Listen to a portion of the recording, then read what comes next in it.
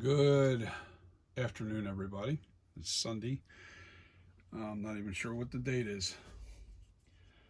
I want to wish everybody a Merry Christmas. Anyway, I'm smoothing. I'm actually raking right now to make the shape of the head just right. And the way I have to do this is I have to stand up over top of the head to, and you'll see these rakes of fine lines here. Um, these little rake marks on here. Believe it or not, when you go to smooth this out, it's easier because then all you're doing is taking down the rake marks and you're not really digging into the clay as much. Right now I'm digging into the clay to shape the head. I had to sculpt this. I shouldn't be pulling over from that side. What I want to be doing is this way. Now I'm standing directly behind the sculpture to make sure that the shape stays like a head, like a human head, and preferably Shatner's human head. That is a task in itself. Believe me, I'm getting all. See now, you see a little bellows here. I don't know if is it coming in on the. All right, you'll see these little low spots. And what I'm doing is getting rid of those low spots by bringing down the high spots and keeping to the shape as I do it. Yes, sir. We are coming along pretty good now. And you always want to clean your rake because what happens is it ends up piling up onto the rake and then goes right back onto the mast like this. See these little pieces? You don't want that. You want to rake that off because you don't want to put stuff back into the. So I want to wish everybody a Merry Christmas. I think I said that already, but say it again. Can't hurt.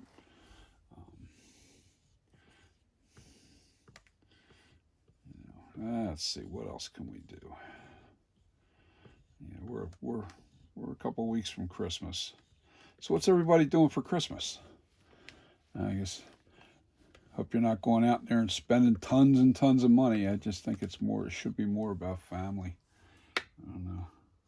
I don't know though. When it comes to the kids, I like to go overboard. I always did. I was like a big kid at heart and still am.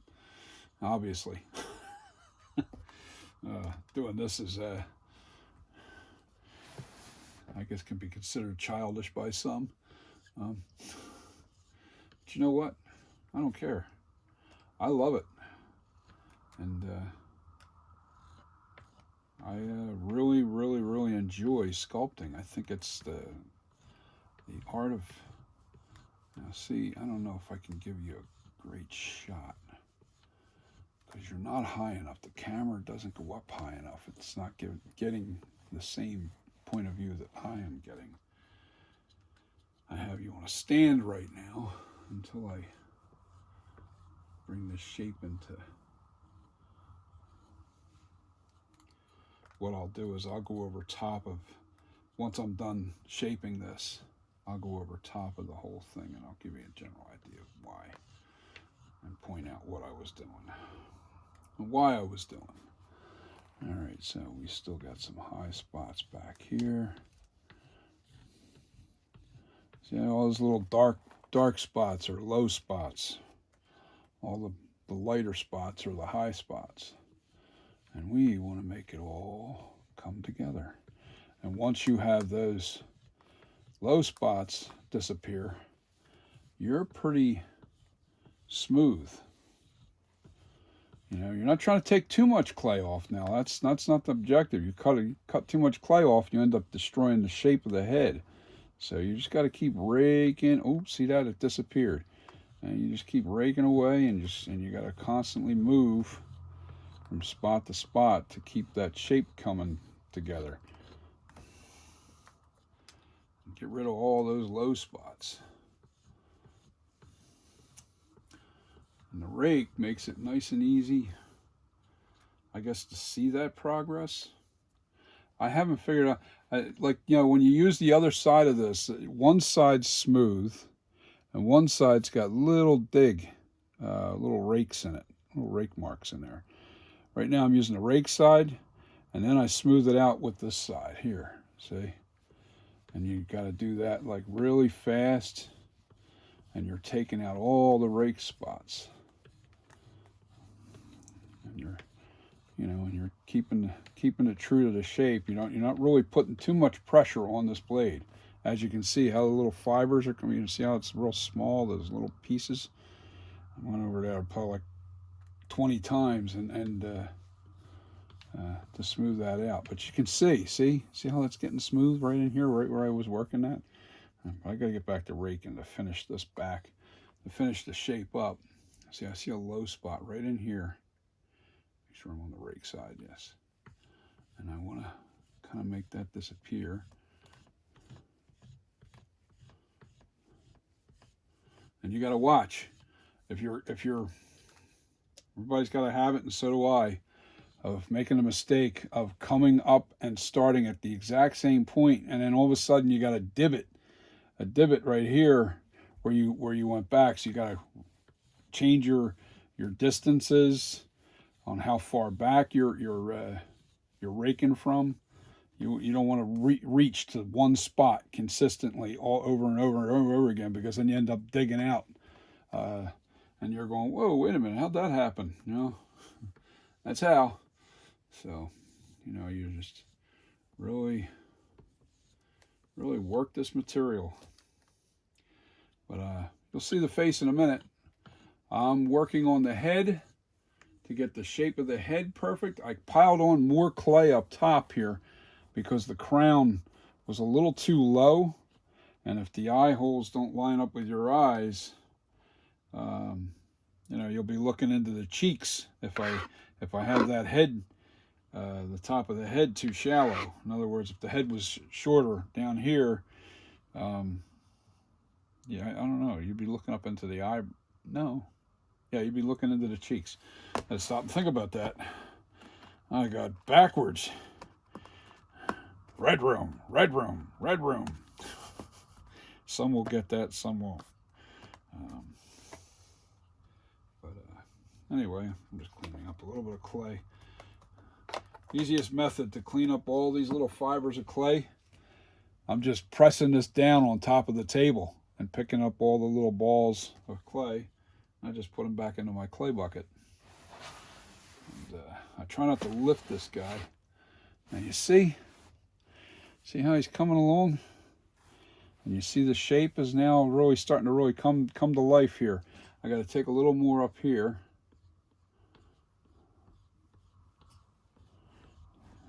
This is almost where the hairline's going to be.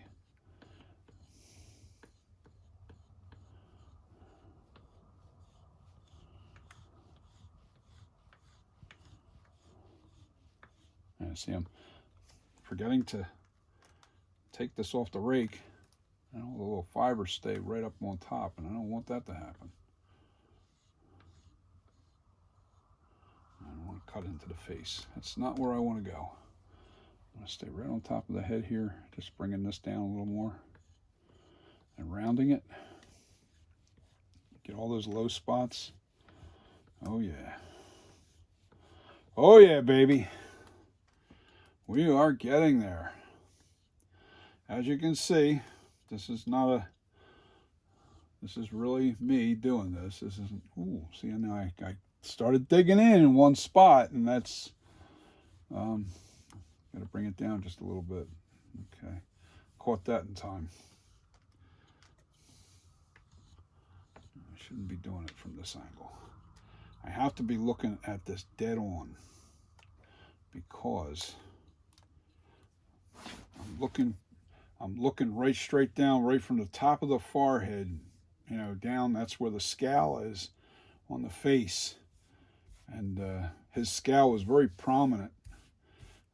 William Shatner's scowl, or at least the mask was anyway. It was supposedly from a life cast, but I think, you know, over so many. Even the one that they used for the movie, I'll bet that was like a thousand, like number 1,000 as far as the copy of the mask itself. So my thought is, yeah, man, yeah, that's starting to really look good. Starting to really look good.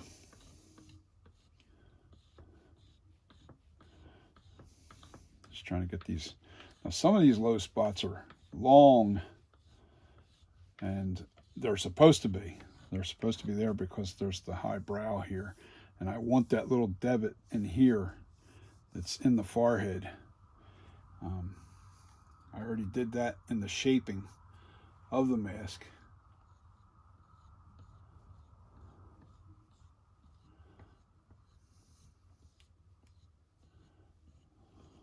So, yeah, this is it's tedious. You know, I'm not going to say everybody, you know, you go out there and you think you're going to pull this off. This is a very difficult mask to do. Even for myself, it's not easy. You know, you really have to study because most of it's all done with pictures.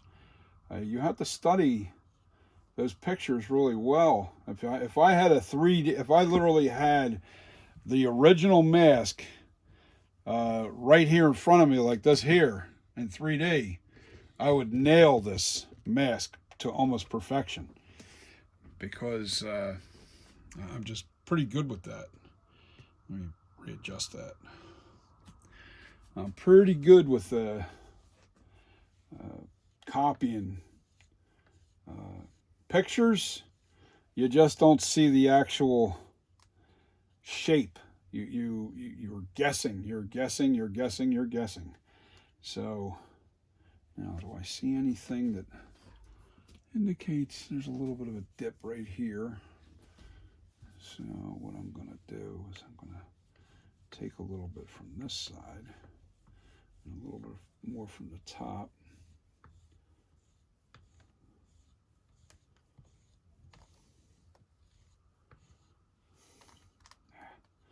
Yeah, baby.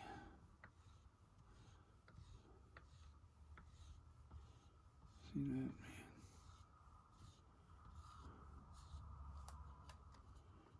man? And now it's more egg-shaped, the head. Just by adding a little bit on the top of the crown is all I needed to do to really pull the shape back to where it should be. And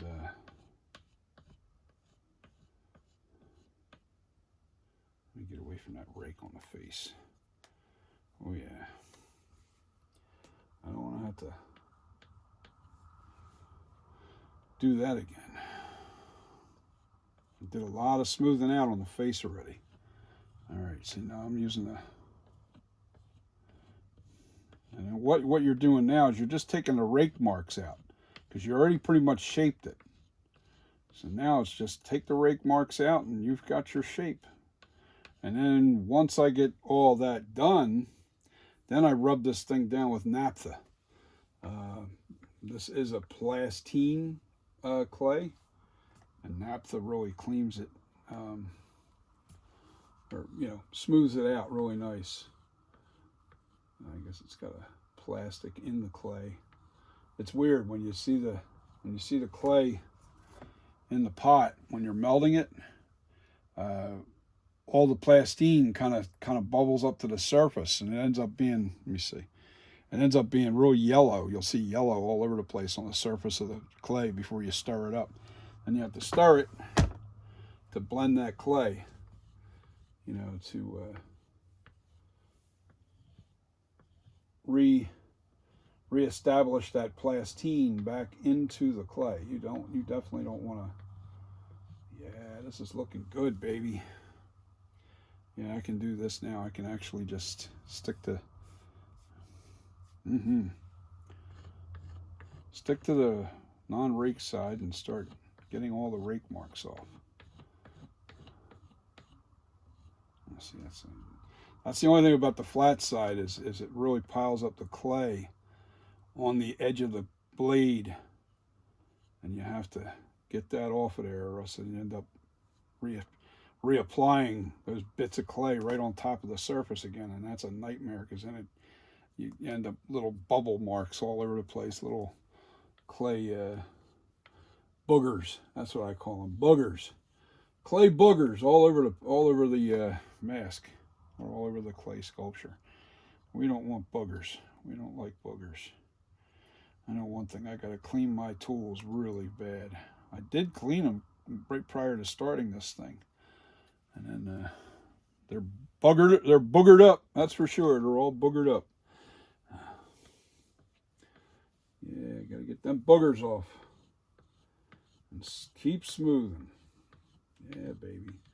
We are really getting close now, and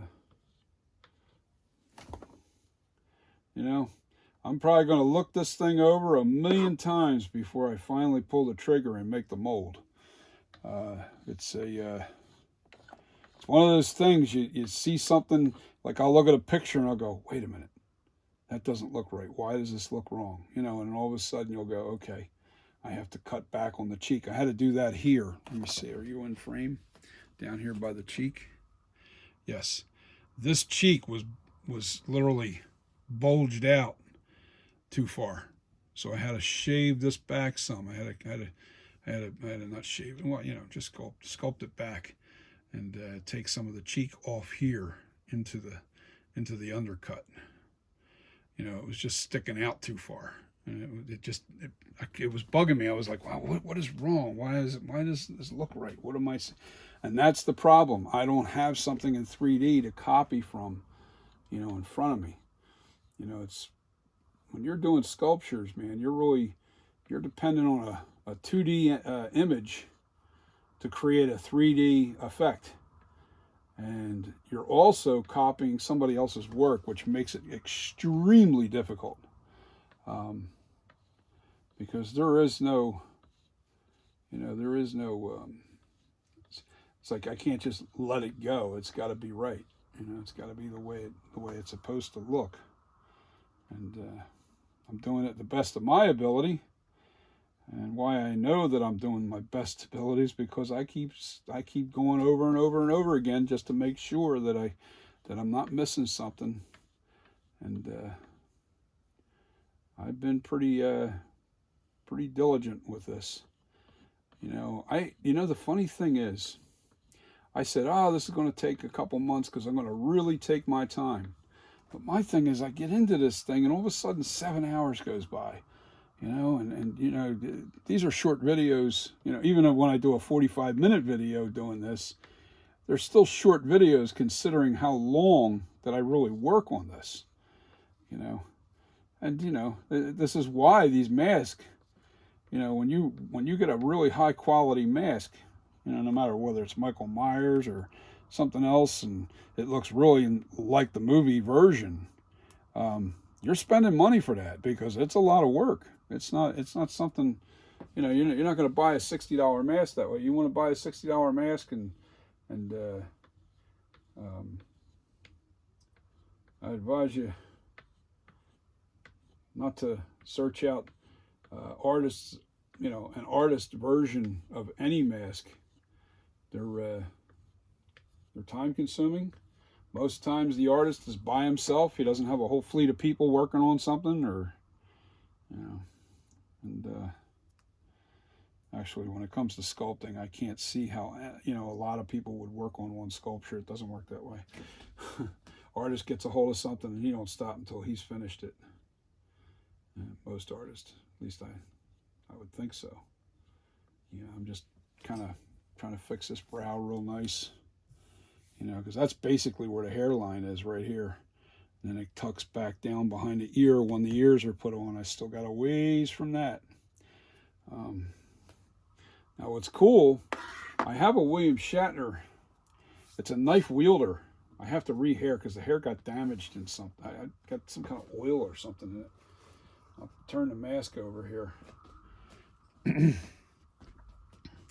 I have a knife wielder right there.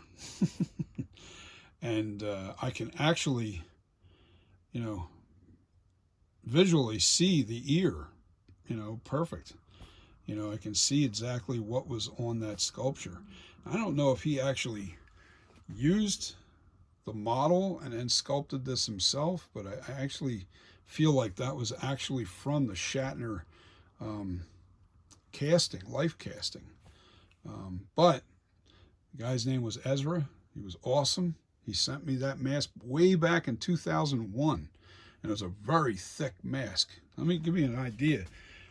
When I say quality, you know, when you have a really good high quality latex and you make it nice and thick, it'll last a long time. Now, this thing I've had since 2001, and I have to rehair it. But man, you see how thick that is? That's like an 1/8 inch thick there. All right, that's pretty thick. That's a thick casting. And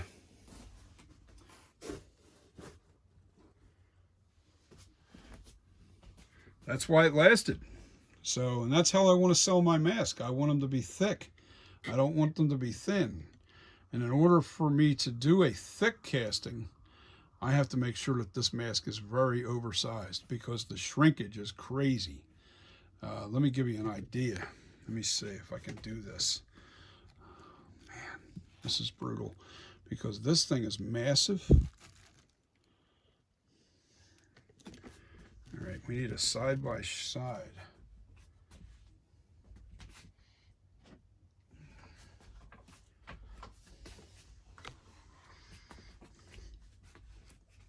Give me a sec here. I got to move a few things to make this right. All right. Do you see the size difference? Look at where the chin lines up, where I got the ears. Look at the two ears. See how much of a shrinkage there is there? This mask right here to my on your right is that mask from that mold. And from shrinkage up from when you make the mask, you know, look at the difference in height. Look at the head, the top of the head's all the way down. It's like literally 2 inches smaller. That's why you have to make these masks. Your sculpture has to be like at least 2 inches bigger than your head. You know, and sometimes a little more than that, depending on what you want to do. Like, see me, I want to make 2 different sizes. So people that with a large head, they'll get one that's casted from that actual mold. All right. And then what I'll do, somebody with a smaller head, I'll cast this twice. And the shrinkage will be even just like that mask that we just put side by side. That was done twice. So, you know, you get the large mask and then the, you know, small mask. There is no medium. There's no way to do that because the small is as small as you want to go. It's like the, this is a Tots Trick or Treat Studios Michael Myers 2018 mask that I'm actually altering to make look really awesome when I'm done. But that is an incredibly small mask. As a matter of fact, let me see if I'll put that next to my sculpture to give you an idea. Get the tool out of the way. I'll put it right next to it. Give me a sec here. I'm going to reach over here. Pardon me.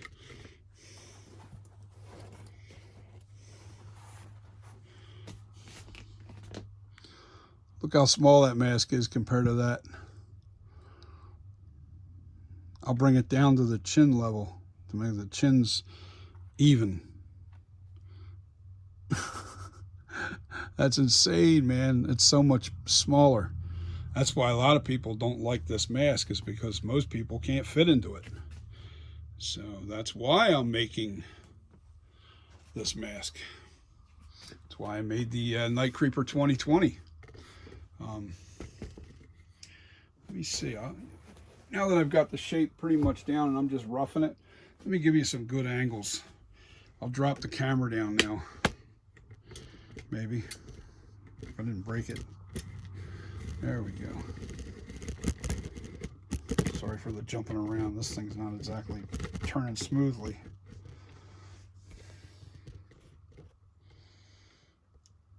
Okay, this is my 1978. Doesn't have a name yet. I keep telling everybody, if you want to give it a name, the winner for the best name will receive one of these masks when it's in production. And you can see it's going to be a very high quality mask. You can do whatever you want. You can sell it. You can do what you want with it when you get it. But whoever comes up with a good name, you know, that's going to be your, it's going to be the prize. A copy of this mask.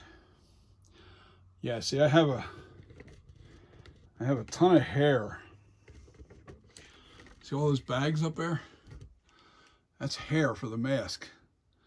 All those bags of hair, and that comes from Europe, this stuff. It's actually a wool. And it's good stuff. But yeah, it's a high quality hair. You know, I got my tools. That's my release spray right in the middle there. I got all kinds of tools there. I got tools sitting all out on the tabletop. See the nice mess that I made?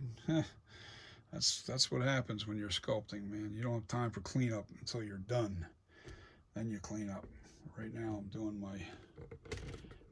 my sculpting still, and I got a ways to go. I got a ways to go. But this goes on YouTube. Smash the like. Please hit subscribe. And I would really love more people to join the party. And if you're really into sculpting and you like, you know, you like what you're seeing here, you know, give me a shout out. And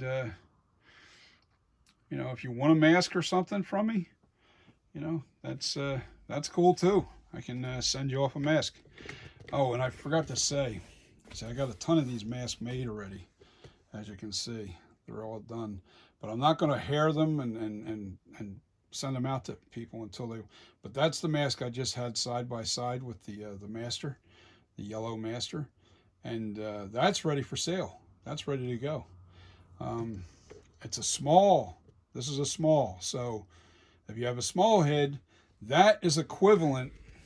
It's almost the same size as the Michael Myers, a little bit bigger, but mine's a lot thicker. It's a thick mask. It'll last you a long time. So if you guys are interested in one of these masks, let me know. And when this guy's in production, I have a funny feeling I'm not going to be able to keep him in stock. He's going to be really close to the original, and it'll be a higher quality. It'll be a thick casting mask. The artwork will be banging. So I look forward to doing this mask. I really do. That's kind of why I guess I keep punching away at it and get it done. I want to get it done and then do a. See those are plaster molds. So what you do is, like, you see the hole in the top? Well, that's the neck part. That's the neck part down here. That molds upside down. So what you do is you pour your latex inside that big hole, let it sit for about 2 hours, dump the remainder latex back out, and then that thin casting of rubber that's on the inside of that mold turns out to be your mask. So if you guys are interested in one of these masks, they're going to be $225. That's how much I'm selling them for. 225 buckaroos. And I have to come up with a name for it yet. And the winner of that, whoever names this thing, gives it a badass name, wins a mask. Have a great day. Merry Christmas. Stay safe. And eat lots of turkey. Have a good day.